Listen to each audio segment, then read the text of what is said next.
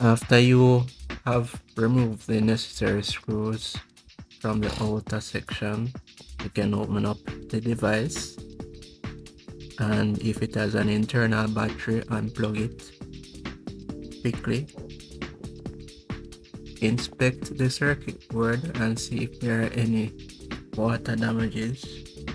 If you are satisfied with that, go ahead and unscrew the screws that cover the central processing unit or CPU.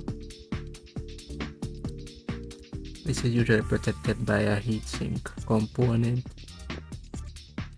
This CPU is covered with excess thermal paste, so you will remove that. Afterwards, you replace it with new thermal paste.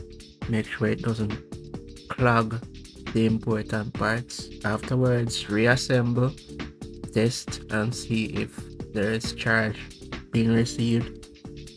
And after that, your device should be coming on. Thanks for watching. Please like, share, and subscribe.